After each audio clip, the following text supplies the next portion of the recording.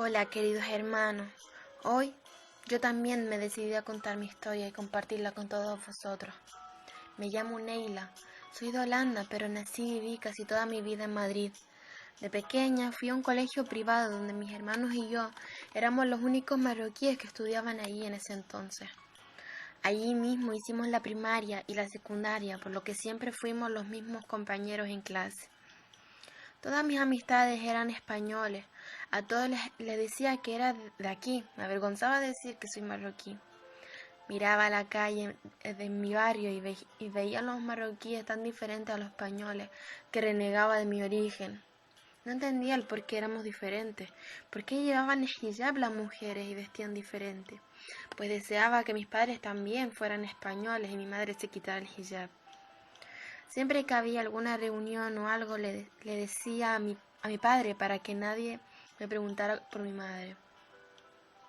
Mis padres me hablaban del Islam y de Dios desde pequeña, pero yo jamás prestaba atención a lo que me decían. Quería borrar cualquier cosa que me hiciera recordar a mi origen. Tuve algún que otro novio español, pero nada serio. Era la típica relación de instituto. Pasaron los años y pasé al bachillerato en otro instituto donde había más variedad de nacionalidades.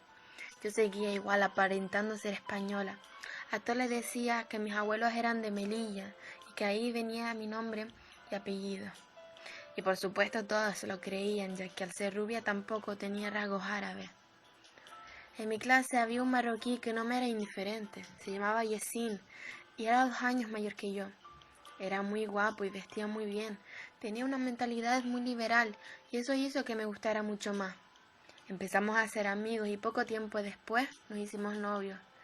Él de un principio supo que era marroquí. Me decía que una marroquí fuera como fuera, lo llevaba en la frente escrito. Nos veíamos todos los días en clase y por la tarde quedábamos para estudiar y estar juntos. Nos enamoramos perdidamente, ya nada nos importaba, solo queríamos estar juntos y pasarla bien. Así pasamos más de 2 años. Dejamos los estudios, nos dedicamos a salir y pasarla bien. Él cogía el coche de su padre e íbamos a todos lados. Yo le decía a mis padres que me iba con mis amigas y ellos confiaban en mí. Jamás sospecharon de mi relación con Yasin y siempre creyeron que estaba con mis amigas y dormía en casa de ellas. Íbamos a todas las discotecas de alrededores. Juntos fumábamos, bebíamos alcohol, bailábamos toda la noche sin importarnos nada ni nadie. Nos quedábamos a dormir en casa de un amigo y por la mañana cada uno volvía a su casa. Una noche fuimos a una discoteca donde celebraban una fiesta aniversario de la discoteca.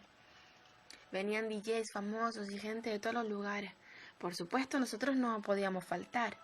Fuimos con unos amigos en coche ya que estaba bastante lejos. Cuando entramos estaba súper llena de gente. El ambiente era espectacular. Todo estaba perfecto. La música, las gogos, la barra, la pista. Parecía un sueño. Yo me puse súper bonita con un vestido que me había regalado Yacine por nuestro 3er aniversario, que quiso que celebráramos en aquella fiesta. Y él también estaba más bello que nunca. Queríamos hacer de esa noche una noche inolvidable. Y así lo fue. Bailamos toda la noche juntos. Parecía una noche de aquellas en la que crees que se hizo solo para ti. Bebíamos y celebrábamos nuestro amor y felicidad. Al final de la fiesta me regaló un anillo precioso y me prometió que pronto pediría mi mano para casarnos y vivir nuestra felicidad sin tener que escondernos de nadie. Al volver de camino a casa, nos sentamos atrás para seguir juntos durante el trayecto. Yo me quedé dormida hasta que escuché gritos y un golpe muy fuerte. Al despertar, estaba tirada en medio de la carretera. No me podía mover, sentía como si mi cuerpo estuviera roto a pedazos. Fue un momento en shock en el que yo no sabía qué estaba pasando. Con esfuerzo pude levantarme y vi a Yasin a unos metros tirado en medio de un charco de sangre junto a los otros 3. Empecé a chillar y a llorar porque apenas me podía mover. Quería llegar hasta donde estaba Yasin. Lo llamaba a él y a los demás y ninguno respondía. Me arrastré poco a poco hasta que por fin llegué. Sangraba por la boca y por la cabeza. Lo intenté despertar y después de insistir abrió los ojos. Me miró y empezó a sonreír. Yo lloraba desconsoladamente. Estaba muy oscuro, nadie paró para ayudarnos. No sabía qué hacer. Apenas podía moverme y necesitaba ayuda. Tanto Yasin como los demás estaban muriendo y yo no podía hacer nada. Yasin lo último que me dijo era que le dijera a sus padres que le perdonen y que me quería mucho. Eso fue lo último que pude recordar de aquella noche tan trágica. Desperté en el hospital. Desperté en el hospital 2 semanas después. Al abrir los ojos, lo primero que escuché era el Corán. Alguien lo estaba recitando y esa voz me sonaba muy familiar. Era mi madre. Cuando se dio cuenta, llamó a los doctores y se emocionó al verme despertar. Yo no recordaba nada de ese entonces, pero sabía que algo muy malo había ocurrido. Pues mi madre no quería decir nada, por más que le preguntaba, solo me decía que había tenido un accidente, pero que ya estaba fuera de peligro. Tiene una fractura en la pierna y varias heridas por todo el cuerpo, sobre todo en el brazo y en la cabeza. Cuando se fue, le pregunté a una enfermera por lo que me había pasado y cómo había sido, y me contó que habíamos tenido un accidente de coche donde viajábamos 5 jóvenes sin cinturón de seguridad. Entonces empecé a recordar poco a poco. Le pregunté si alguien había muerto y me dijo que no estaba autorizada a darme esa información. Me sentí muy mal. Temía que Yasin y los demás hubieran muerto. Lloraba y chillaba con desesperación. Me empecé a acordar de todo, de la imagen de Yasin en la calzada en medio de un charco de sangre. Tuvieron que inyectarme un calmante porque estaba entrando en una crisis nerviosa. Al despertar, ahí estaba mi madre llorando. No quise preguntarle nada, quería y a la vez no quería saber lo que había pasado. Esperaba que un día de eso viniera Yasin a verme. A la mañana siguiente vino una mujer a verme. Nunca antes la había visto. Me dijo que se alegraba de que estuviera bien y que había venido muchas veces a verme, y le pedía a Dios día y noche que me pusiera bien. Le pregunté que quién era y me dijo que era la madre de Yasin. Me puse muy nerviosa y empecé a hacerle 1000 preguntas de él. Quería saber si estaba vivo, si estaba bien, dónde estaba. Ella se puso a llorar y me dijo que su hijo se le estaba yendo. Me abrazó muy fuerte y me sujetó para que no bajara de la cama. Quería ir a por él, no podía soportar saber que se estaba muriendo. Tuvieron que ponerme otro calmante.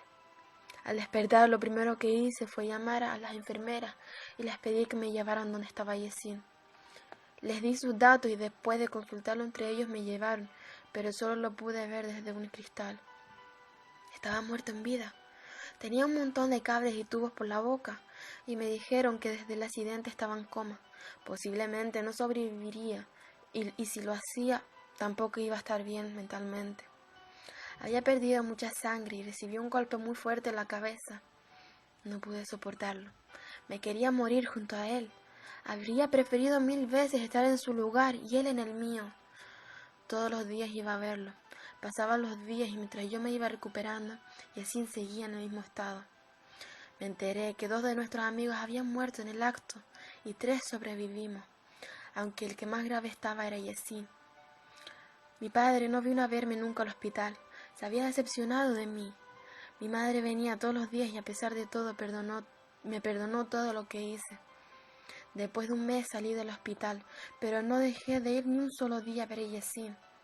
Mi padre intentó echarme de casa, pero gracias a mi madre y mis 2 hermanos pude quedarme. Estaba desesperada. Los doctores ya no daban esperanzas, decían que en cualquier momento podría morir y que lo mejor sería desconectarlo, ya que quedaría vegetal el resto de su vida. Sus padres se negaron y no quisieron perder la esperanza.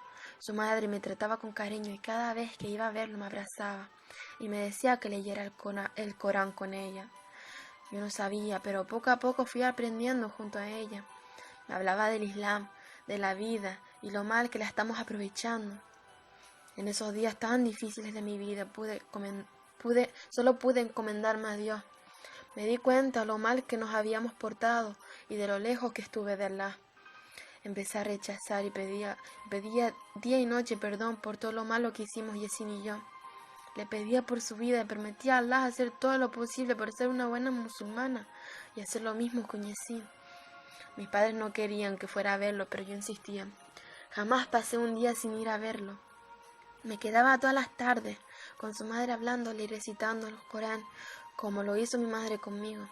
Quizás eso fue lo que hizo que yo despertara después de 2 semanas.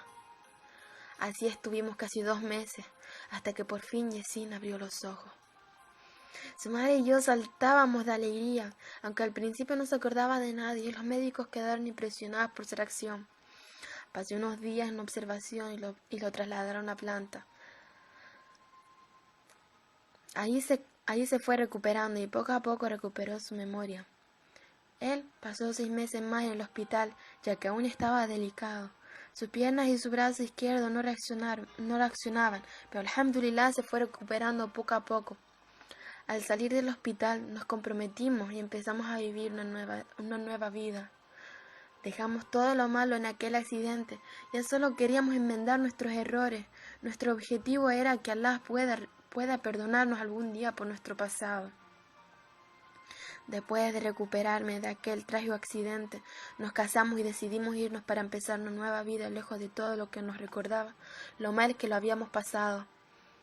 Tanto para Yesin como para mí ese accidente pudo haber sido la muerte, como la de los dos que murieron.